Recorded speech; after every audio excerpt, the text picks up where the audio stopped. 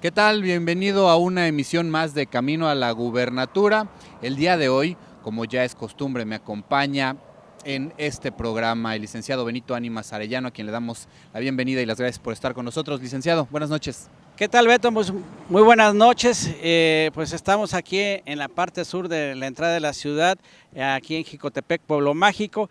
Y bueno, también nuevamente con nuestros queridos televidentes para informarles que esta noche vamos a tener pues la entrevista que sostuvimos allá en la Ciudad de México, en el Senado, con Ricardo Ursúa, quien amablemente nos recibió allá en sus oficinas y donde pudimos constatar, acerca de ese trabajo que ha tenido él en el Senado, el trabajo que ha tenido como diputado federal, como diputado local, también su trayectoria académica y sobre todo la semblanza de Ricardo Ursúa, quien pues nos muestra cómo es de carne y hueso y también la oportunidad que da al televidente para que lo conozca, más allá de aquellos que no han tenido la oportunidad también de poder charlar, platicar con un poblano muy comprometido en la Sierra Norte, Beto. Ricardo Ursúa Rivera, un político serrano efectivamente, que pues cursa sus primeros estudios aquí en el norte del estado de Puebla, Nuevo Necaxa, Jicotepec, Huauchinango, le dieron sus primeras letras para posteriormente incursionar en su vida profesional en el Distrito Federal, donde pues transcurre a través de los años en una carrera exitosa y que le permite amasar un grupo importante de empresas a través de las cuales pues bueno, se da a conocer en diferentes ámbitos, uno de ellos el de la política, diputado local, diputado federal y senador de la República actualmente, y es ahí desde el Senado de la República justamente donde accede a esta entrevista, donde cámaras y micrófonos de Canal 3 y de Camino a la Gubernatura le acompañan y obtienen estas imágenes que compartiremos con nuestro público el día de hoy. Pues sí, estamos aquí ya listos para entrar a ver esta charla y entrevista con Ricardo, el senador por Puebla, y que esperamos que los televidentes tengan la oportunidad de analizar los puntos que nosotros queremos de los políticos que nos representan y de los líderes de opinión, Beto. Así es, entonces vamos a un breve corte y de inmediato la entrevista directamente desde el Senado de la República con Ricardo Ursúa Rivera.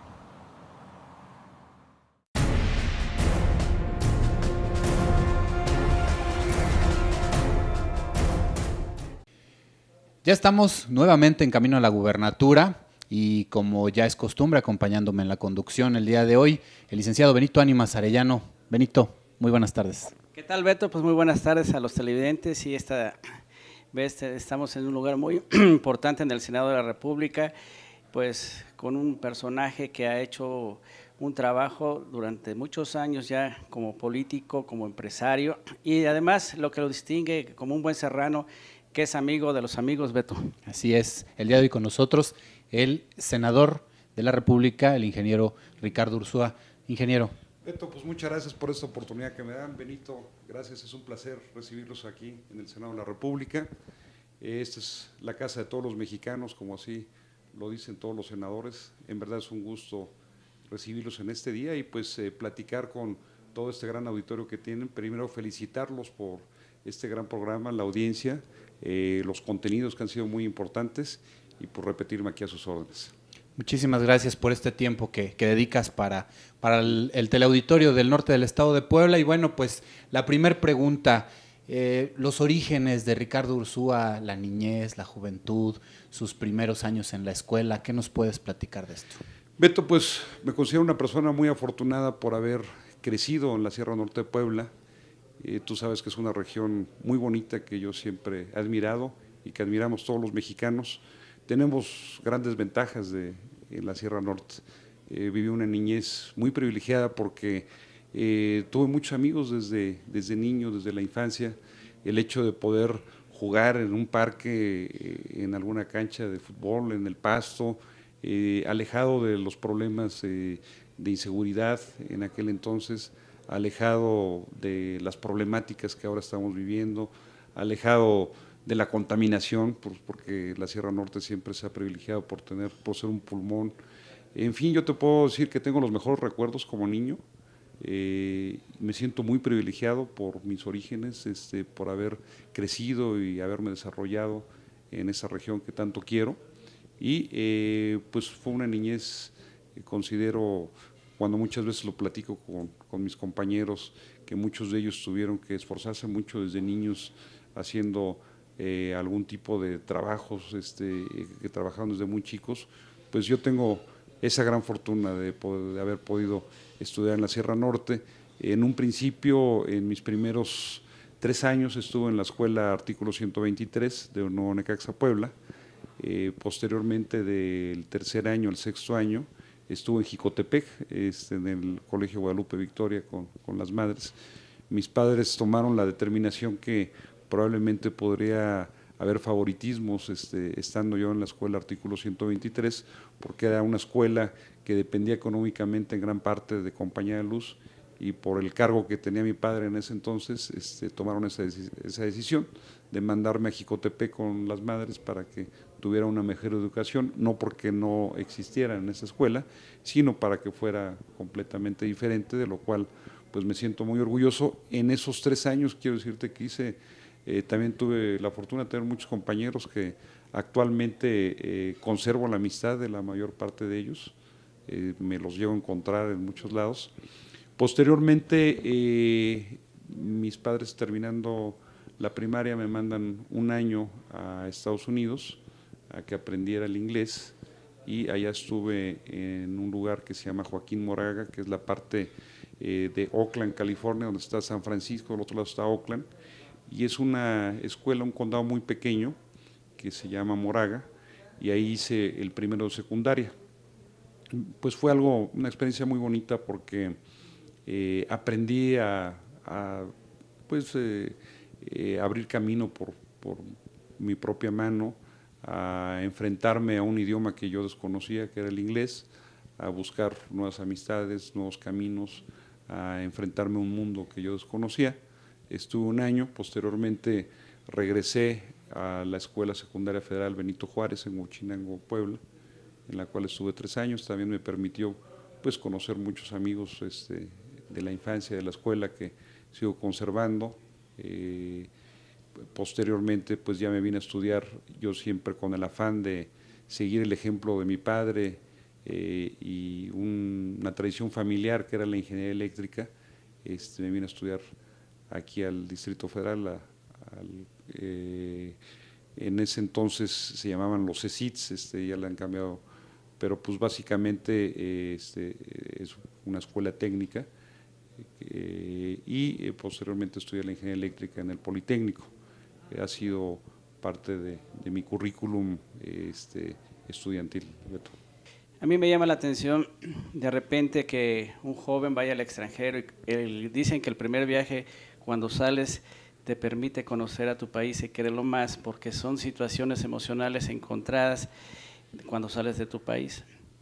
Tú regresas nuevamente a México, ¿y cuál es la manera de pensar de Ricardo y cómo era con su familia?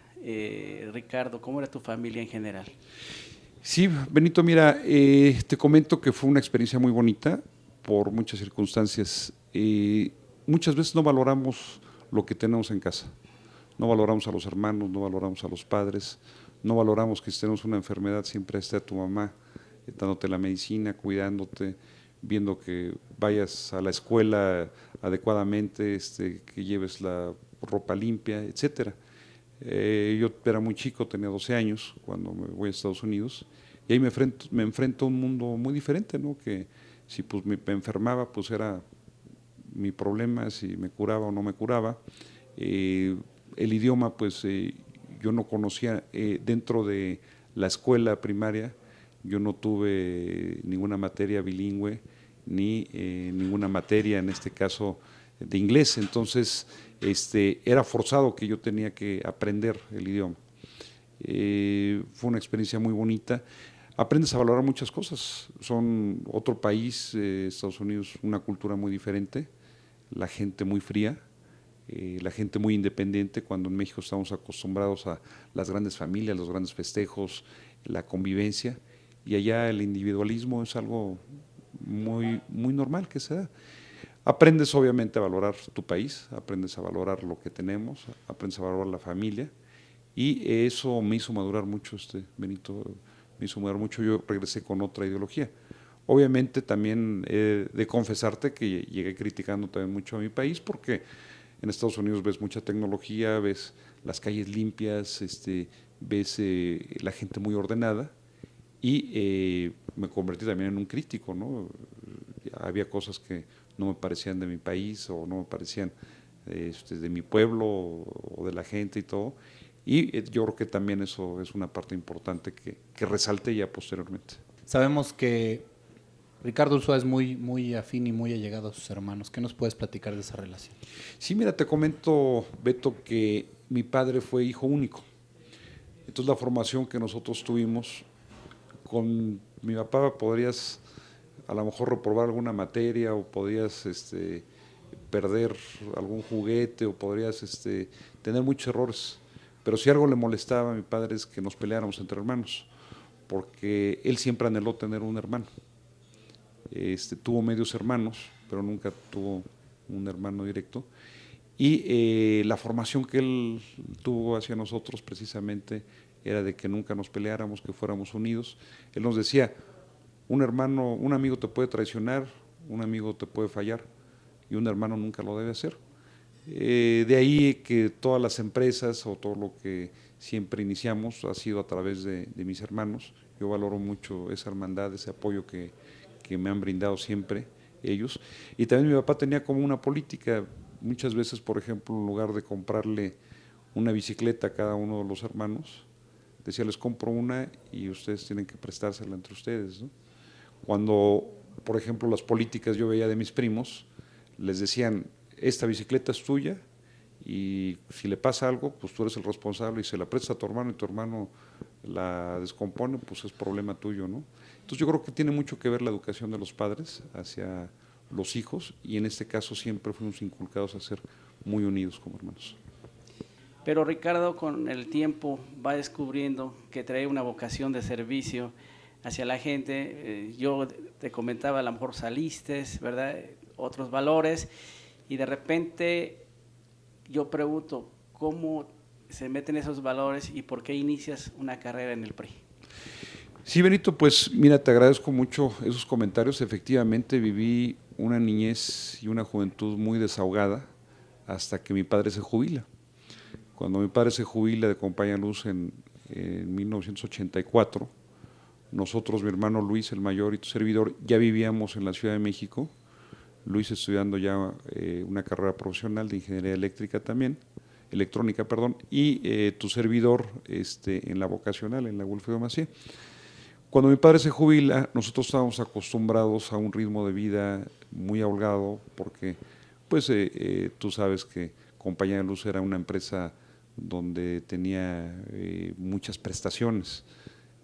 Ahí pues teníamos vehículos de Compañía de Luz, teníamos servidumbre de Compañía de Luz, vivíamos en la mesa de Necaxa, que era un lugar privilegiado. Y cuando llegamos a México y cuando llega mi familia a México, y que el único productivo económicamente era mi padre porque nosotros estudiábamos, pues obviamente nos vimos en muchas necesidades, ¿no? Cambia mucho nuestro ritmo de vida. Mi papá se gasta parte de su jubilación en la construcción de una casa de campo que hace en Tezcapa, allá en Necaxa, bueno, en el municipio de Huachinango, en Tezcapa, Puebla. Remodela la casa donde íbamos a vivir y todo, y de repente pues todos esos gastos que estábamos acostumbrados a tener se reducen y llega un momento en que la carga económica pues se vuelve un problema muy grande y mi papá tenía una cámara de video precisamente en aquellos entonces en foto continuo, compró a crédito una cámara que le gustaba mucho y una cámara costaba tanto dinero como un vehículo a lo mejor de lujo en la actualidad. Entonces estábamos tan mal económicamente que dijo mi papá, o vendemos la cámara o le sacamos provecho. Y ahí iniciamos una empresa, bueno, una pequeña empresa o un negocio que se llama Videogrim hasta la fecha y en el cual grabábamos bodas y 15 años. Nos íbamos afuera de las iglesias o platicábamos con los sacristanes o con los padres para que nos dieran la oportunidad de conocer la lista de los que iban a tener unos 15 años, una boda y todo, y ofrecer los servicios. Y ahí empezamos una empresa familiar, en la cual pues empiezan nuestros pininos y ahí aprendemos a trabajar. Yo celebro mucho y le doy gracias a Dios que eso haya pasado, porque si nosotros no sabíamos trabajar, estábamos acostumbrados nada más a recibir y no a trabajar. Y en la parte de mi juventud, a lo mejor más importante, llega eso, pues eso fue una parte primordial que a los 4 hermanos nos hizo reflexionar muchas cosas y nos formó, ¿no? Nos formó para que fuéramos gente de trabajo. Quiero comentarte que yo siempre he sido priista y a mí algo me impactaba mucho cuando vivía en la mesa de Necaxa. Llegaban gobernadores, cuando iban de gira a la Sierra Norte, ahí se hospedaban. ¿Qué gobernadores te tocaron? Bueno, me tocó desde Alfredo Toski, desde el doctor Alfredo Toski, que me acuerdo, a mí me impactaba mucho ver que llegara una persona, yo tenía 8, 9 años, y yo decía, ¿qué tan importante puede ser un gobernador que llegue un camión y patrullas y escoltas y gente y comitiva y todo? Entonces yo no concibía a mi corta edad que existiera una gente que tuviera tanto poder y que moviera tantas cosas, ¿no? Entonces yo le preguntaba a mi papá, ¿qué es un gobernador? Pues, y yo le dije insistentemente que quería conocer al gobernador, tenía 8, 9 años. Estaba hospedado ahí en la casa 22, ya me lleva mi papá y me acuerdo mucho de las palabras del doctor Toski. Le dice mi padre, el doctor Toski, mi hijo quería conocerlo y me dice, ¿para qué querías conocer a este viejo carachueca? Porque él tenía un poquito y pues dije, yo quería saber quién era el gobernador y si era igual que nosotros, ¿no? Porque pues una persona muy importante. Desde esos orígenes, mi padre era priista, yo me desarrollé y crecí con una cultura priista de ver los gobiernos que mandaban en el país, conocí muchos gobernantes, ahí tuve la oportunidad de conocer a José López Portillo cuando fue director de Comisión Federal y hacía visitas a Compañía de Luz allá en Necaxa. Tuve la oportunidad también, Álvarez del Castillo, que fue gobernador de Jalisco y que fue procurador general de la República, él fue jefe de mi papá en Compañía de Luz. En fin, te puedo decir muchas personalidades. A la mesa de Necaxa llegaron a ir, yo no recuerdo mucho, estaba muy pequeño, pero a los reyes de España hace mucho tiempo. Y como era pues prácticamente una empresa y una planta muy importante, Compañía de Luz, pues era quien movía toda la energía de este país y Necaxa era la planta más importante en ese entonces, recibíamos muchas personalidades y pues gobernadores, ministros, embajadores, mucha gente, y pues todos ellos, yo crecí, me desarrollé con una cultura priista. Después me tocó la campaña de Guillermo Jiménez Morales, tuve la oportunidad de recibir a Mariano Piña Olaya, que era diputado federal en ese entonces por la Sierra Norte de Puebla, por Huauchinango. En fin, te puedo hablar de muchas personalidades que pasaron por Necaxa, por la mesa de Necaxa, y las cuales yo tuve oportunidad de conocerlos, no convivir porque yo era muy chico, pero sí de conocerlos y de conocer un poco lo que hacían, ¿no? Los gobernantes, cuáles eran, cuando Alfonso Segbe era candidato a senador de la República, me tocó con la cámara que tenía mi papá,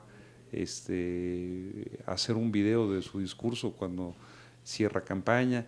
En fin, siempre me desarrollé en ámbitos priistas y siempre he sido una persona que he reconocido los errores que ha tenido el PRI, pero sobre todo he aplaudido y he comulgado mucho con la política del PRI, que es el partido que va a la gente más necesitada, que es el partido de las clases sociales.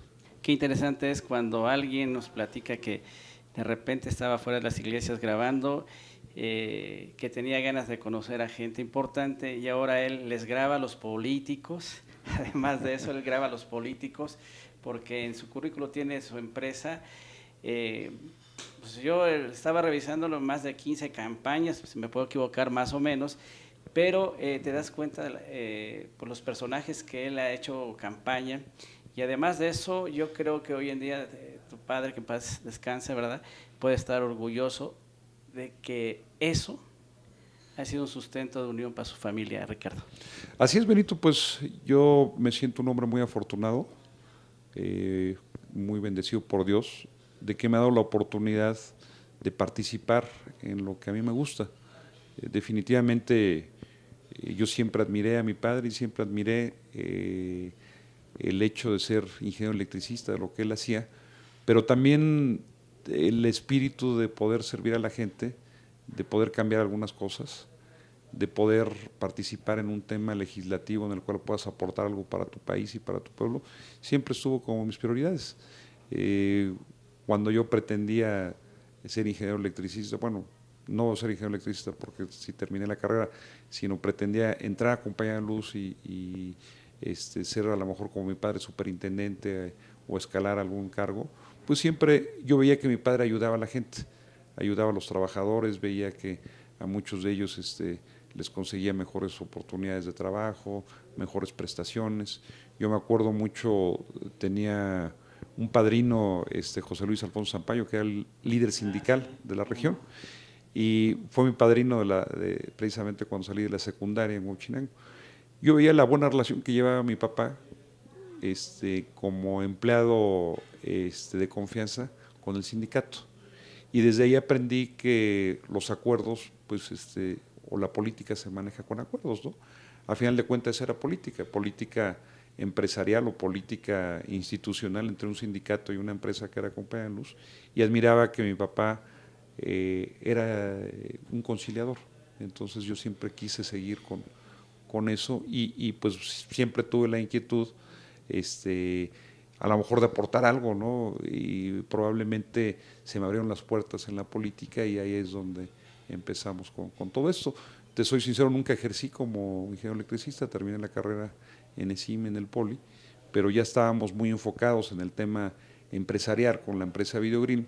Tuvimos la oportunidad de participar después en video profesional porque hicimos más de 3,000 programas para telesecundaria, para la unidad de televisión educativa.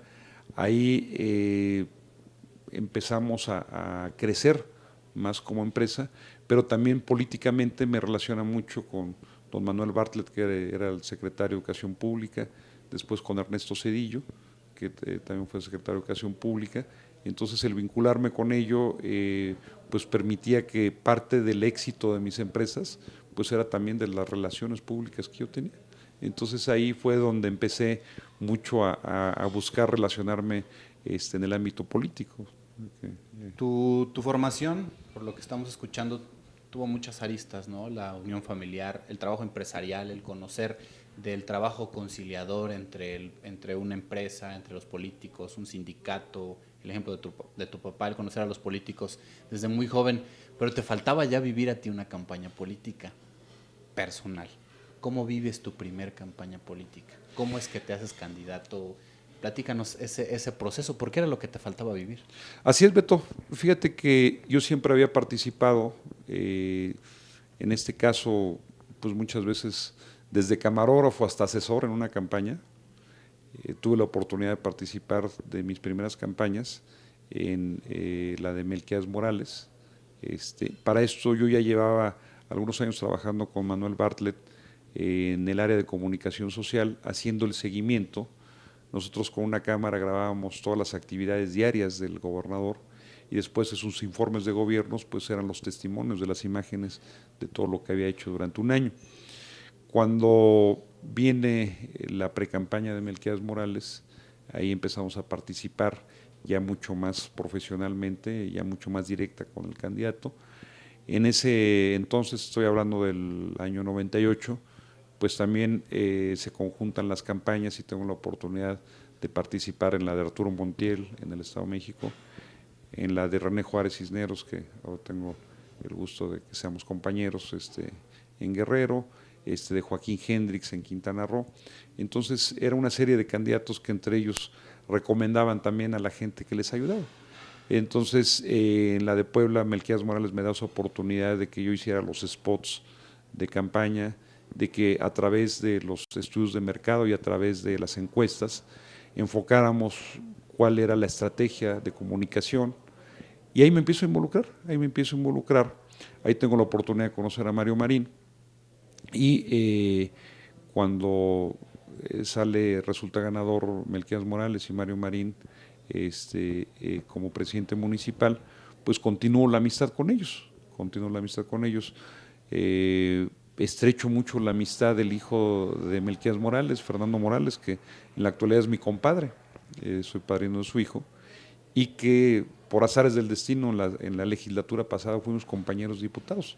Él sí es una persona que todo el tiempo ha estado metido en política y que desayuna, come y cena política, ¿no? Cosa muy diferente a la mía, y que las circunstancias de la vida no nada más me permitió ser su compadre, sino después fuimos compañeros, y en alguna ocasión platicando donde estaba Mario Marín, donde estaba Melquíades Morales, Mario Marín ya era gobernador y estaban viendo los perfiles para las diputaciones federales, te estoy hablando del 2006, yo ya tenía una estrecha relación con Roberto Madrazo. Roberto Madrazo era el candidato a la presidencia de la República, yo ya había trabajado y tenía la amistad con él desde que era presidente del partido, y entonces ellos son los que me dan la oportunidad, no nada más es Mario Marín, sino es Roberto Madrazo, el mismo Melquíades Morales, en un consenso ellos hablan de que necesitábamos más ciudadanos y menos políticos en los cargos de elección popular. Ahí ellos me preguntan, ¿a ti te gustaría participar en alguna diputación? Les dije, claro que sí. Me dije, pero esta se gana, ¿no? No creas que pues ya te ponemos tu nombre y ya ganaste. Antes pues sí era de dedazo, pero ahora se gana. Entonces me fui a la Sierra Norte, específicamente en Huachinango, puse una casa de precampaña, me pongo a trabajar, a buscar a mis amigos de la escuela, a buscar pues ir ganándome a la gente, que es como se hacen las campañas. Estaba muy reciente cuando yo estaba buscando esto, cuando viene el escándalo de Mario Marín, de lo de Lidia Cacho, el Gober Precioso y todo esto, me acuerdo muy bien, fue un 14 de febrero, el Día del Amor y la Amistad, yo estaba regalando paletas de corazoncitos y flores en el jardín de Huachinango, cuando me informan, hoy hay un escándalo que acaba de sacar Jornada, el periódico La Jornada, y que va a salir, que está saliendo en los noticieros de esta situación. Te va a afectar mucho, ya no va a ser el candidato. Les dije, bueno, pues yo el capital político que he hecho hasta ahorita, sea o no sea, pues ya me ha servido porque he tenido una cercanía con la gente. Efectivamente no se me dieron las cosas en el 2006, no fui el candidato, no estaba bien posicionado, teníamos a un Andrés Manuel López Obrador con un rating hasta arriba, vieron los perfiles, en este caso Alberto Amador, que ya llevaba muchas campañas hechas y ya llevaba 3 o 4 diputaciones, pues era mucho más popular que yo, y me dijeron no vas. Yo fui disciplinado, entendí la situación, efectivamente yo creo que hubiera perdido porque en ese entonces Alberto Amador ganó con 800 votos, una Casi cosa le así, gana Minerva Castillo del Partido del Trabajo. Sí, que eso fue lo que se decía, que cómo era posible que Alberto ya con un trabajo de tiempo había un margen pequeño de 800 votos, Beto. Quisieron asegurar el triunfo, ¿no? Por el momento. Definitivo, y era el posicionamiento que tenía el PRD era por López Obrador, era a nivel nacional, no era de Minerva Castillo, con todo respeto, o de Alberto Amador, con todo respeto a lo mejor de un servidor.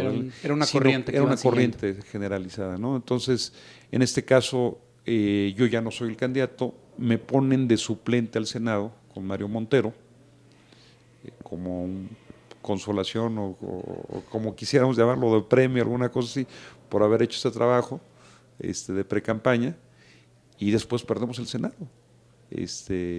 Cosa increíble, fíjate que en ese entonces, cuando andábamos en campaña al Senado, que pues yo era suplente de Montero, yo ya me veía a lo mejor con por lo menos un año en el Senado, porque decía, Mario Montero tiene aspiración a ser presidente de Puebla o a ser gobernador, y pues en una vez se me hace y subo a ser senador. Entonces, pues yo estaba muy contento haciendo campaña, y los candidatos a diputados federales me decían, si algo tenemos seguro es el Senado, porque ahí va Melquiades Morales, y Melquiades Morales es querido por todos los poblanos y es una garantía, ¿no?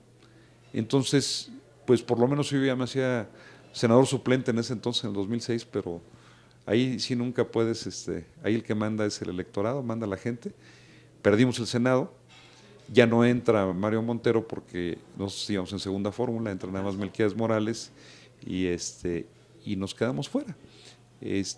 Prácticamente Óscar Aguilar, que era el suplente de Melquiades, pues ellos son los que entran.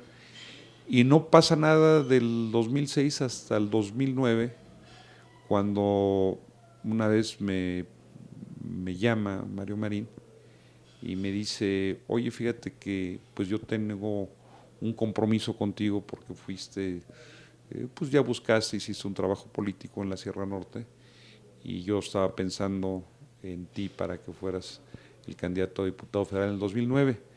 Sin embargo, bueno, los compromisos políticos, las circunstancias, las encuestas y todo, encabezan y favorecen a Ardelio Vargas Fosado.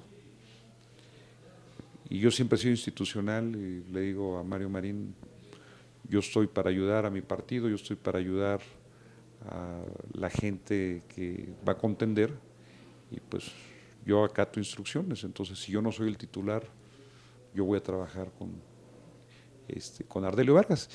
Y me dice, fíjate que casualmente en Jicotepec Ardelio Vargas está muy bien posicionado y en Huauchinango es poco conocido. Y tú estás bien posicionado en Huauchinango y en Jicotepec eres poco conocido. Entonces la fórmula ideal, si tú la aceptas, me comentan, pues sería mucho pedirte que fueras suplente a diputado federal, pero esa fórmula nos garantiza el triunfo, ¿no? Íbamos en este caso con René Mesa Cabrera en contra, que pues era un priista conocido, exdiputado federal, y sí necesitamos una fórmula sólida, y yo con mucho gusto la acepté, con humildad, porque creo que en política se te tiene que dar la humildad, ¿no? Y yo empecé desde abajo, Benito y Beto, mucha gente me dice, bueno, tus amigos y tus relaciones, no, yo empecé haciendo campaña suplente, bueno, primero una precampaña que no se me dio en el 2006 para diputado federal, luego una campaña al Senado como suplente que recorrí todo el estado y después otra campaña suplente a la Diputación Federal. Entonces no soy una persona, eso me sirvió mucho y es una fortuna que yo haya empezado desde abajo porque me aprendí a trabajar, aprendí a enfrentarme con la gente, a platicar con la gente, a utilizar un micrófono y dar un mensaje, que eso es importante, tener conexión con la gente. Y pues posteriormente tuve la fortuna de ganar en el 2009 y posteriormente por ese posicionamiento que yo ya tenía, en el 2010 cuando vienen la selección a candidatos a diputados locales, yo traía ya pues prácticamente un buen posicionamiento en la Sierra Norte y en Huauchinango. Entonces cuando hacen las encuestas, que en aquel entonces Alejandro Armenta era el presidente del partido y el candidato a gobernador era Javier López Zavala, cuando ven los perfiles, ven que en Huauchinango yo encabezaba las encuestas y ahí es donde me invitan con la venia de Mario Marín a que yo fuera el candidato a diputado federal por el distrito 25 en aquel entonces, ahora es el 2, a la diputación local.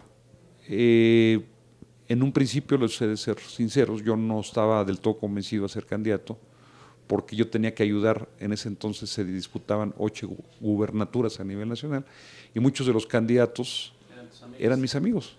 En el caso de Beto Borge, por ejemplo, que el gobernador de Quintana Roo, que ayer fue su informe, por nombrar uno de ellos, yo tenía el compromiso también de apoyarlos y de acompañarlos en campaña con el tema de la cuestión de producción de televisión, pero les dije, si yo les sirvo a mi partido, si yo les garantizo el triunfo, pues con mucho gusto y con mucha humildad soy el candidato y voy a hacer todo para ser el diputado local de Huauchinango.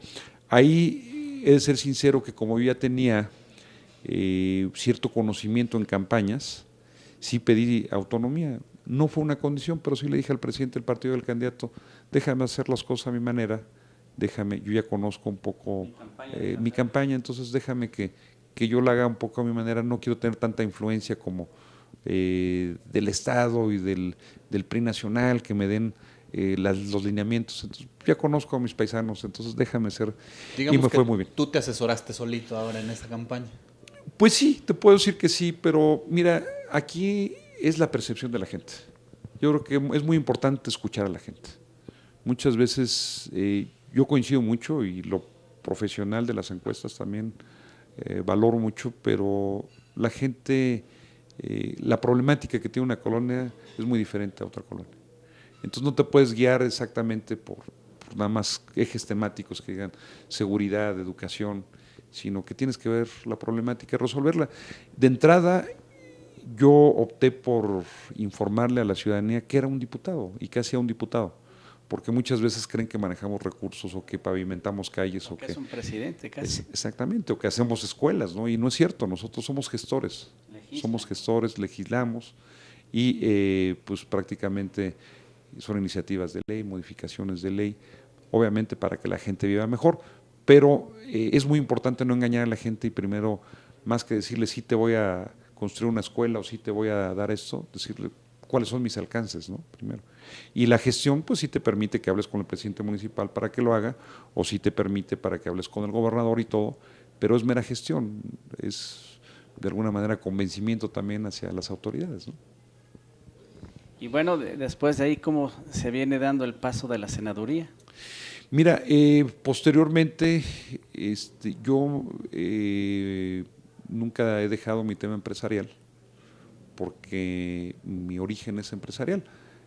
Tengo una empresa de renta de aeronaves, la cual pues es una empresa familiar que fui haciendo a través de créditos en Estados Unidos y que pues poco a poco los he ido rentando en el sector público, el sector privado, y que pues he tenido la cercanía con muchos gobernadores, con mucha gente que pues ha confiado en mí, ¿no? Porque el hecho de subirte a una aeronave cuando no sabes el mantenimiento y cuando no sabes de quién es, y pues bueno, ahora vemos tantas circunstancias, no nada más de seguridad, sino de cuestiones legales y jurídicas y de narcotráfico y de que entonces definitivamente yo creo que es un rubro muy importante en la cual la gente que te contrata sus servicios tiene que conocerte, tiene que saber quién eres, ¿no? Tiene que generarse cierta confianza. Entonces me he caracterizado por eso y pues bueno, el hecho de que mucha gente del ámbito político fueran mis clientes, pues existía una confianza, ya me conocían como persona. Te comento, yo gano la diputación local en el 2010, ya era diputado suplente federal. En ese entonces ganamos nada más 12 de las 26 diputaciones, la oposición se queda con 14 y nosotros con 12, éramos minoría, y invita al gabinete el gobernador electo en ese entonces, Rafael Moreno Valle, invita a Ardelio Vargas a que formara parte de su gabinete como secretario de Seguridad Pública. Entonces, en ese entonces yo tomo protesta como diputado local, estoy 15 días en la diputación local y automáticamente cuando Ardelio Vargas pide licencia en la diputación para incorporarse desde el 1 de febrero, entonces yo entro el 15 de enero a la diputación local, tomo protesta y en 15 días tengo que pedir licencia. Entonces me quedo prácticamente un año, 8 meses, un año, 6 meses, perdón, en la Diputación Federal, que es la mitad exactamente de la legislatura, y en ese lapso pues me dio la oportunidad, yo soy muy amiguero, entonces fue una legislatura muy importante la pasada, la 61. De ahí salieron 8 secretarios, nada más por nombrarte: Navarrete Prida del Trabajo, Claudia Ruiz Massieu, Emilio Chaifet, Luis Videgaray, que estaban en esa legislatura, y Delfonso Guajardo, Juan José Guerrabud, nuestro coordinador que era Francisco Rojas, que fue director de Comisión Federal. Entonces fue una legislatura muy importante porque éramos oposición, el PRI, y ahí estaban pues, la gente más selecta, por decirlo así, o más experimentada de nuestro partido como diputados. Eso me permitió tener mucha cercanía con ellos, hacer muchas amistades, porque también en política es muy importante la relación que tengas con las personas. Es decir, a ti se te facilita más una gestión si alguien como presidente de una comisión lo conoces y eres tu amigo, pues es más fácil que te ayude a que si no tienes relación con él, ¿no? Entonces, pues yo de repente en la Cámara de Diputados iba y saludaba a Luis Videgaray, y de repente saludaba a Claudia, y de repente saludaba a todo. Yo trataba de tener buena relación con todos ellos. Entonces, en una ocasión cuando estaban revisando los perfiles, yo sabía y tenía los pies con… Siempre he sido una persona, un político que ha tenido los pies en la tierra. Sabía que por elección iba a ser muy difícil que yo llegara a ser senador. Había 10 aspirantes. Estaba desde Enrique Doher, Blanca Alcalá. Estaban activos. Sí, claro. Juan Carlos Lastiri, estaba Enrique Agüera, estaba Jesús Morales, Fernando Morales. Había baraja. Sí, estaba Armenta, Alejandro Armenta. Entonces dije, yo voy a ver muy mal levantando la mano y decir, yo también quiero, ¿no? Entonces, con mucha humildad voy a pedir ser suplente, senador suplente.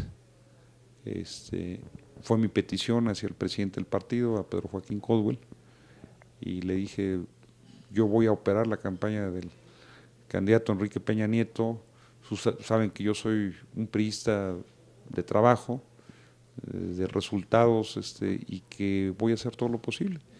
Y pues bueno, yo estoy consciente que no me alcanza o que no tengo el arraigo, no tengo el mérito a lo mejor para ser candidato de elección para senador. Ya era diputado federal, el paso a seguir o el paso a escalar pues era el Senado, ¿no? Y pues así fue, tuvieron a bien ponerme de senador suplente en la lista plurinominal, pero suplente del 11, fíjate. O sea, casi no entra, ¿no? Sí, fuimos los últimos en entrar. Entonces no fui privilegiado de decir, como Jorge Juradini, ¿no? Que Jorge Juradini es suplente de Emilio Gamboa, que era la 1, y que Emilio Gamboa sonaba que iba al gabinete. Entonces sí fui privilegiado porque aparecí en la lista de suplentes, pero en el número 11, con el riesgo ni siquiera de entrar, ¿no? Pero bueno, he sido una gente afortunada en política. Pero antes de esto, pues yo regreso a la diputación local y todavía me quedo la mitad de la legislatura, de la 58 legislatura, y termino el 15 de enero del 2014. Y nada más me quedo en un receso de 6, 7 meses, cuando ya me convierto en senador el 4 de septiembre del 2014. El viernes pasado cumplí un año como senador, entonces estoy muy contento, Beto, Benito. Estoy haciendo el mejor de mis esfuerzos, estoy aprendiendo mucho. Tengo la humildad de decir que aquí en el Senado de la República tenemos grandes personalidades, grandes maestros de la política, gente que ha construido y ha aportado mucho a nuestro país, a México, y eso pues es una enseñanza importantísima. Tenemos líderes sindicales muy importantes, entonces para mí esto es una gran escuela. Lo disfruto día a día ser senador, disfruto día a día poderle servir a mi gente, y pues estoy muy contento con lo que estoy haciendo. Yo sé que muchas veces uno quisiera hacer más, ¿no? Y que quisiéramos comernos el mundo, pero pues no podemos, entonces hago lo que esté a mi alcance. Y pues les agradezco mucho a ustedes que han sido de los medios de comunicación, que han seguido mi carrera política, que están al pendiente y todo. Y pues yo quiero seguir ayudando a la gente, Benito. La función pública, en lo que se debe enfocar, es precisamente en eso, en servir a los demás. Y día a día tenemos que buscar eso. Como diputado local, diputado federal, senador, obviamente también como empresario, tú tienes un termómetro de la situación que vive el país actualmente, ¿no? Las transiciones que se han dado de gobierno para para gusto de algunos, para disgusto de otros. Al final de cuentas, la historia en la política nos dice que esto habla de un país que está madurando en materia democrática, pero que estamos viviendo ese proceso. Tu diagnóstico, ¿cómo interpretas la situación que está viviendo el país en este momento, obviamente estando al frente Enrique Peña Nieto? Definitivamente es una situación difícil, no hay mandato fácil. Te podría decir que hay muchas adversidades que le tocó vivir al presidente Enrique Peña Nieto. Una de ellas es la baja del petróleo. Yo me acuerdo que cuando Vicente Fox era presidente de México, hubo excedentes petroleros. En aquel entonces se cotizaba en 75, 80 dólares el precio del barril, llegó hasta los 120, 130 dólares, y México tuvo ingresos excedentes de petróleo por miles de millones, que no estaban contemplados porque este suceso no era común, y que que la Cámara de Diputados y la Secretaría de Hacienda no regulaba porque no estaban etiquetados. Entonces al presidente le daba la holgura o la libertad de aplicarlos en lo que fuera, ¿no? Si necesitaban hospitales, pues aquí tenemos de excedentes petroleros esto, ¿no? Y si necesitamos carreteras, esto. Entonces, pues fue un sexenio muy holgado el de Vicente Fox.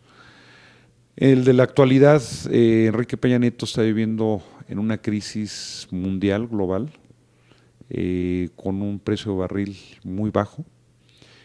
Hablábamos y estos datos nos los da el secretario de Hacienda, los senadores, cuando nos dice que nosotros hemos ido, bueno, México ha ido despetrolizando su economía.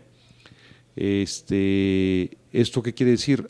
Antes dependíamos del 40% de los ingresos, eran de las divisas de la venta del petróleo. El petróleo significaba la entrada más fuerte al país, después venían las remesas de los migrantes y después venía el turismo. Eso significaba un 40%. Ahora se ha reducido a un 18%, y lo que ha compensado esto es la informalidad de los comerciantes o empresarios de la productividad de México. Antes vivían en la informalidad mucho más mexicanos, ahora se ha incrementado el padrón en 20%, el padrón de los contribuyentes, y esta entrada al gobierno ha permitido que este descenso del petróleo compense esa entrada de dinero. Esto pues ha sido muy afortunado, esta política, porque no estamos viviendo una crisis tan fuerte como la llegamos a vivir en otros sexenios, en otros años, y también si nos comparamos como un país como Venezuela, que vive casi al 100% del petróleo, y que ahora esta circunstancia los pone incluso en cuestiones de que exista mucha hambre. Hemos visto cómo Venezuela está viviendo, yo creo que las peores épocas de la historia por tanta dependencia que tienen del petróleo. Aquí en México considero que ha sido una política muy acertada, despetrolizarlo, y que sí tengamos esas entradas y todo eso, pero que no dependamos específicamente de esto. Hemos aumentado mucho el tema turístico, los destinos turísticos. Yo soy también un crítico del gobierno, yo no puedo decir que las cosas están al 100% bien, y cuando el presidente Peña, en su tercer informe de gobierno que presentó hace unos días, acepta también las cosas, los errores que se han cometido, ¿no? El problema de Ayotzinapa, de los 43 normalistas desaparecidos, él lo afronta en su discurso y dice: México tiene un problema y es este. Afronta también la fuga del Chapo, que es un error del gobierno que se haya fugado el Chapo y que no hay excusa. Y también afronta el problema del escándalo de la Casa Blanca que construyó él y el secretario. Entonces yo quiero decirte que yo soy una persona que siempre me gusta afrontar los problemas, y me gusta también ver las partes buenas y las partes malas. Yo te podría decir que este gobierno ha tenido muchos aciertos, y también te puedo decir que ha tenido desaciertos, como lo que te estoy comentando, los estoy comentando ahorita. Sí, muchas veces los errores te sirven para reflexionar y para corregir lo malo, ¿no? Pues obviamente yo creo que para que ahora se les vuelva a ir a un reo de alta peligrosidad, pues va a ser muy difícil. hay que remediar las cosas. La política de reflexión económica, pues en el 2016 vamos a vivir, sobre todo en el gobierno, con los recortes que estamos hablando casi de 25,000 millones de pesos, que se va a recortar en el gasto público de los servidores, lo cual creo que es bueno, ¿no? Es bueno porque necesitamos proteger la economía de México. Es muy importante también, y ahí sí te hablo con mucho conocimiento porque soy presidente de la Comisión de Fomento Económico aquí en el Senado de la República. Me distinguieron con esta presidencia tan importante que tiene que ver con todo el empresariado mexicano y tiene que ver en la cultura. Acabamos de sacar la ley de productividad y de competitividad, y esto va enfocado a que los mexicanos seamos más competitivos en mercados internacionales. El hecho de que tengamos una devaluación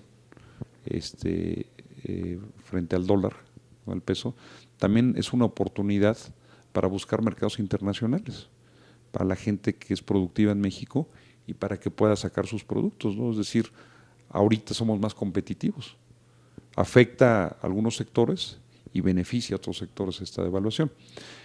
Obviamente en estos programas con la Secretaría de Economía estamos viendo lo que es capacitación para trabajadores, estamos viendo créditos blandos o con tasas muy bajas para la renovación tecnológica.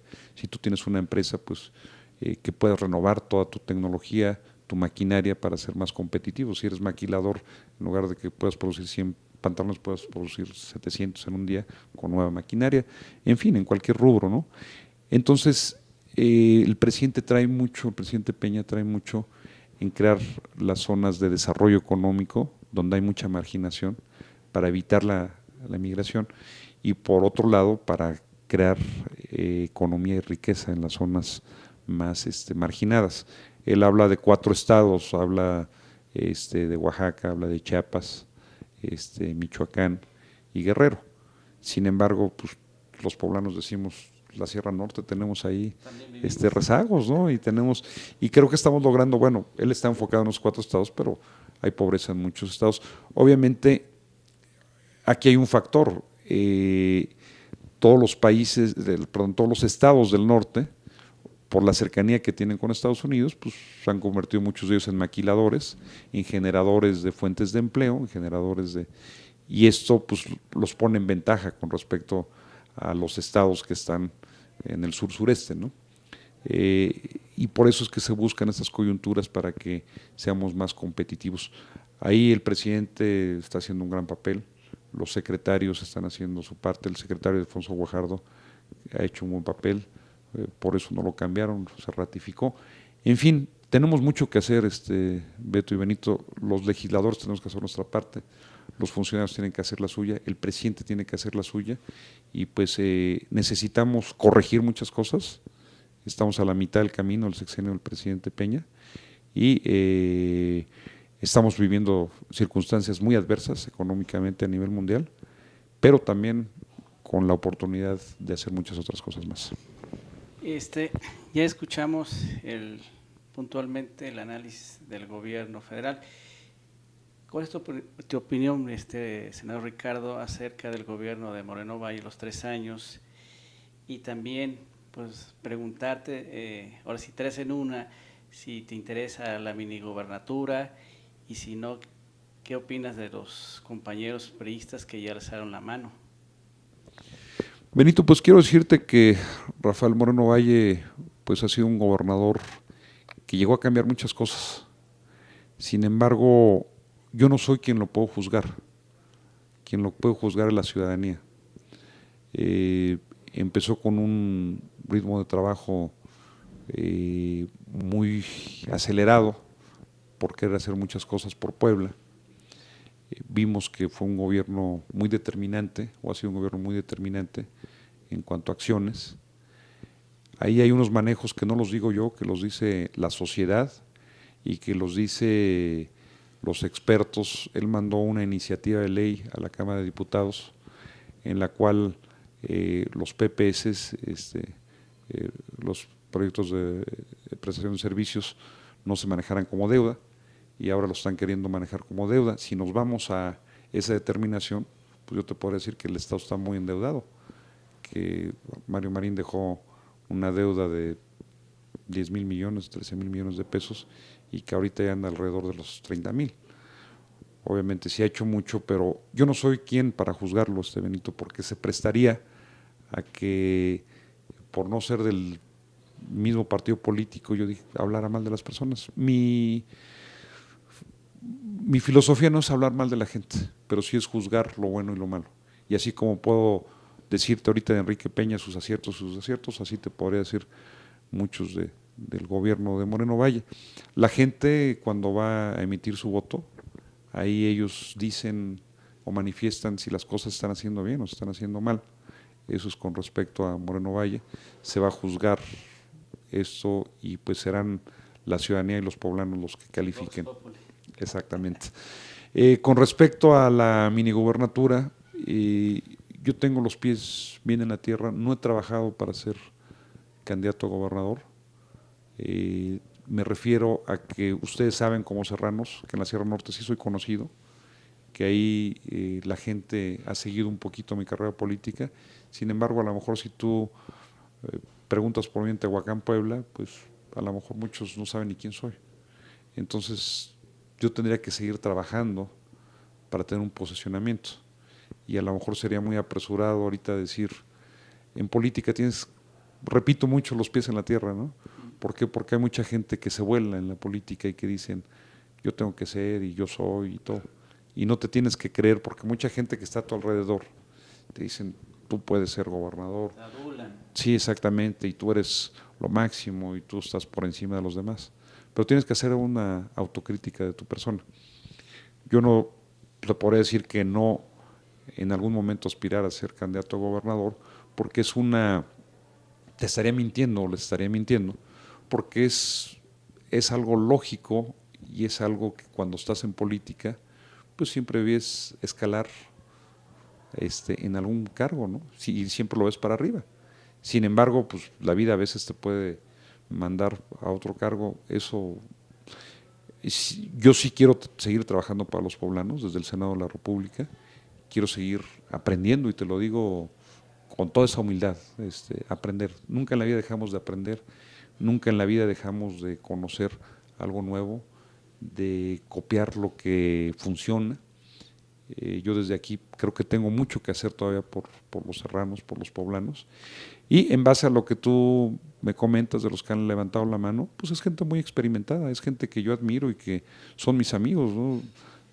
Blanca Alcalá es mi compañera, Enrique Doher es un amigo también cercano que yo conozco, que pues fuimos compañeros de muchas batallas. Yo estuve en su campaña cuando fue candidato a presidente municipal, lo conozco desde que es rector, sigo su trayectoria. En este caso, Alberto Jiménez Benino fue mi compañero diputado federal. En fin, de cada uno de ellos yo tengo alguna convivencia, alguna historia, alguna experiencia de trabajo. Son buenos cuadros todos. Creo que tenemos una caballada muy grande ahora en el PRI, la cual no tiene el PAN, porque pues el PAN tiene a Tony Gali y nosotros tenemos 4, 5. Te puedo decir, Juan Carlos Lastiri, pues un gran amigo, es un gran político. Yo no tengo nada que hablar mal de ellos, ¿no?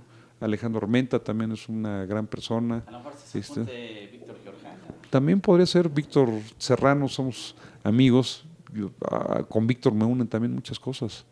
Y créeme que el que sea, yo voy a estar ahí, ayudando. Yo soy institucional y le debo mucho a mi partido. Entonces, quien sea el candidato, yo voy a estar pegado, aportando lo mejor de mí.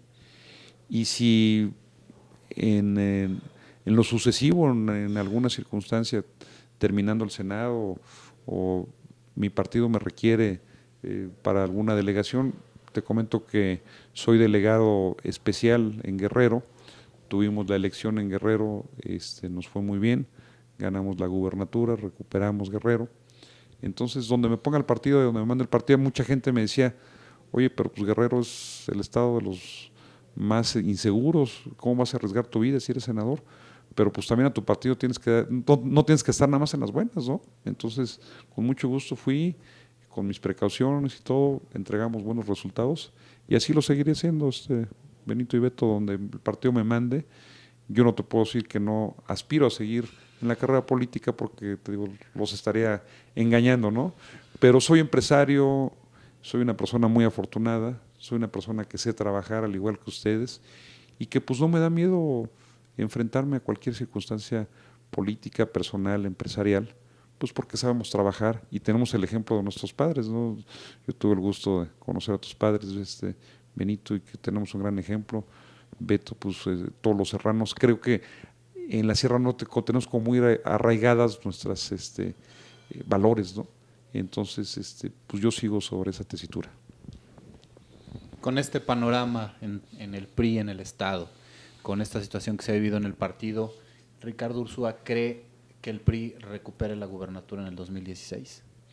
Definitivamente tenemos muchas oportunidades para hacerlo. Ya lo vivimos en esta campaña del 7 de junio a las diputaciones federales. Ganamos 9 de 16 diputaciones federales. Ahí manifestó la gente, ya han tenido las alternancias los poblanos, ya han probado diferentes partidos políticos. En la Sierra Norte hemos tenido gobiernos municipales de oposición, gobiernos priistas, legisladores también de oposición, gobernadores. Siento que tenemos muchas ventajas de que la gente está creyendo nuevamente en los priistas, está creyendo en la vocación.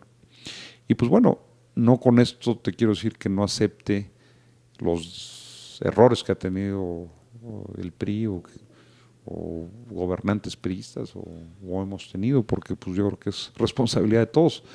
Pero sí tenemos muchas oportunidades definitivamente. Estamos los priistas como con la cara en alto y estamos muy motivados. En el 2013 nos desmotivamos mucho por la gran derrota que tuvimos y ahora en el 2015 estamos muy motivados y por eso hay tantas expresiones que han levantado la mano porque tenemos la oportunidad real. Y yo te digo algo, cuando los priistas estamos unidos nadie nos vence. Ahora se ha dado una gran unidad. Tenemos un muy buen delegado que es mi compañero el senador Ismael Hernández Deras, exgobernador de Durango, una persona con mucho oficio político, con mucho conocimiento, y eso, pues siempre tener a alguien de esas características como delegado, un líder de esa índole, pues nos motiva. Tenemos presidente priista, vemos en el arribo de Manlio Fabio Beltrones al PRI en días pasados, eso nos fortalece mucho porque es un político muy experimentado, es un político que conoce la problemática del país, es un activo político de los más importantes que tiene México. Yo te podría decir sin duda que está en los más altos en conocimiento, en experiencia.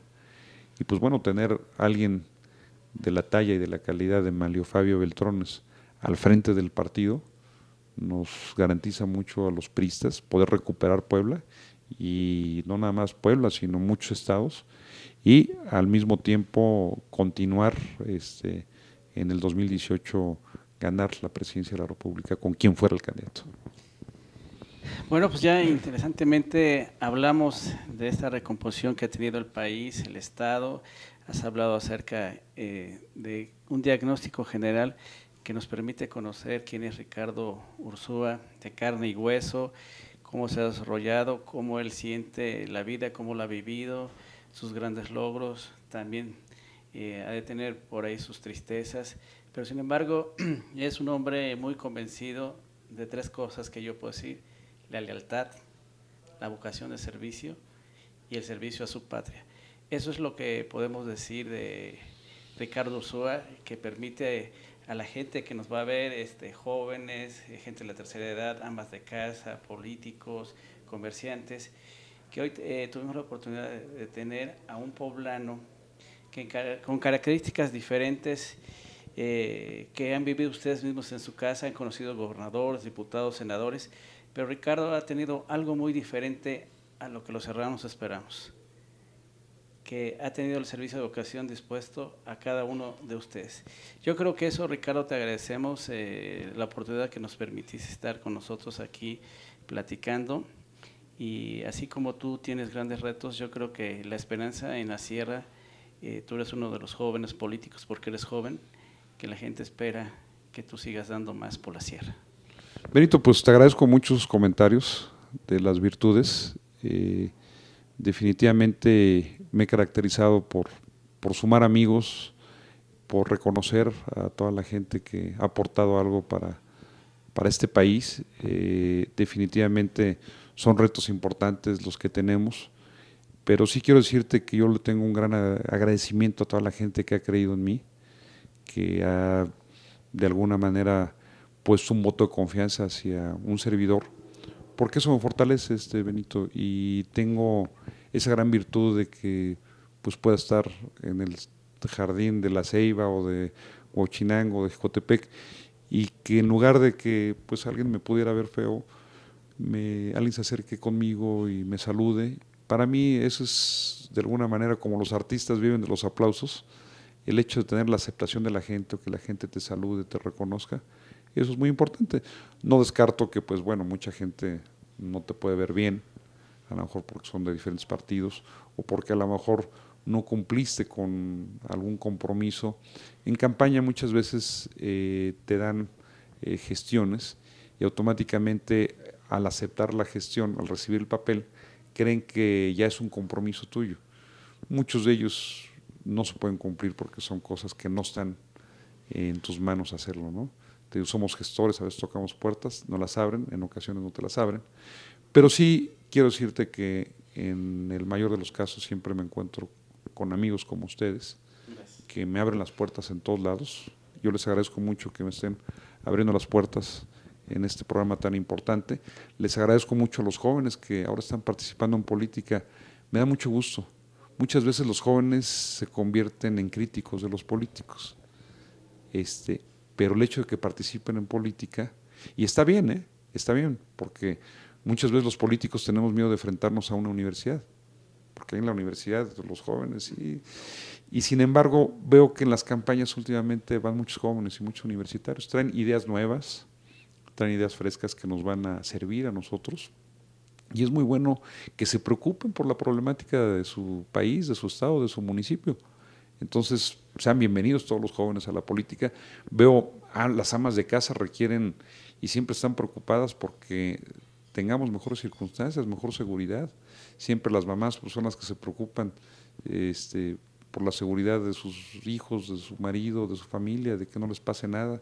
Y entonces cada vez se meten más a exigirnos a los políticos. Y qué bueno, Benito, para eso estamos nosotros. Nosotros somos servidores públicos y a nosotros nos elige la gente. Y muchas veces nos equivocamos, fíjate. Y muchas veces decimos, ya cuando llegas a tu cargo, dices, no, a ver, yo ya soy senador, ya soy diputado. Pues no, es cuando más tienes que dar resultados, y es cuando más tienes que atender a la gente, y es cuando más la gente creyó en ti. Y es cuando más tienes que escuchar a la gente, porque puedes hacer muchas cosas. Aquí en el Senado de la República puedes meter iniciativas que vayan a favor de la gente más necesitada, puedes hacer muchas cosas. Pero también es muy importante tener cercanía con la gente, escucharlos, y eso es lo que seguiré haciendo siempre, Benito. Mi agradecimiento a toda la gente que ha creído en mí, mi agradecimiento a toda la gente que ha votado por mí, y pues en ocasiones, y quiero aprovechar este espacio que ustedes me dan, la gente dice, votamos por ustedes y no los volvemos a ver. Eso pasa. Desgraciadamente te voy a decir algo, y tú lo viviste hoy, ¿no? Nuestra fuente de trabajo está aquí en la Ciudad de México. Nuestra negociación es aquí en la Ciudad de México. Nuestros logros, nuestra gestión es aquí en la Ciudad de México. A un secretario lo tienes que venir a ver acá. Entonces, muchas veces el hecho de dar un buen resultado como legislador, si eres legislador local, pues bueno, es en Puebla. Si eres legislador federal, es en México. Entonces, desgraciadamente así pasa, ¿no? Y yo lo acepto. Difícilmente te vuelven o no te ven mucho como te veían en campaña, porque ahora tu trabajo está en la capital y estás trabajando en la capital. Sin embargo, pues tampoco tenemos que estar alejados del electorado. Así es de que si ustedes me lo permiten, y bueno, con esa oportunidad que me has dado, que hemos tenido enlaces y los medios de comunicación juegan un papel muy importante porque a lo mejor si físicamente no estoy en la Sierra Norte, ustedes me permiten que esté informando lo que estoy haciendo. Entonces, mi agradecimiento a ustedes por eso también.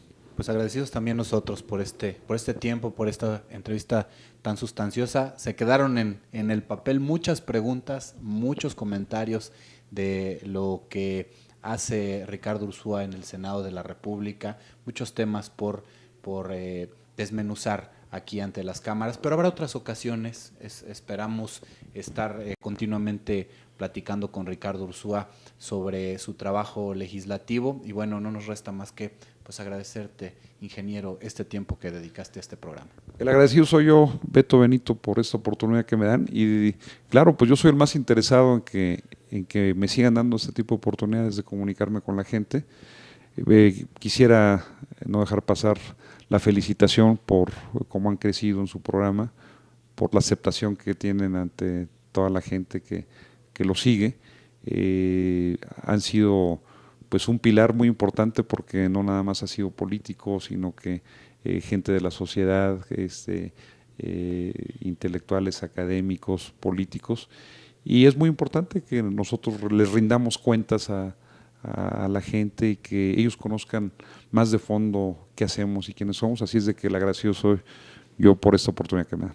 Gracias. Licenciado. Pues yo nada más reiterando, pues ya platicamos un buen rato con el senador Ricardo Ursúa Rivera y que bueno, estaremos pronto, como lo dice Beto, con él y usted esté pendiente porque también seguiremos a cada uno de ellos en su trabajo legislativo para que sigamos con la información, no nomás en una entrevista, sino en las acciones para que se conviertan en hechos.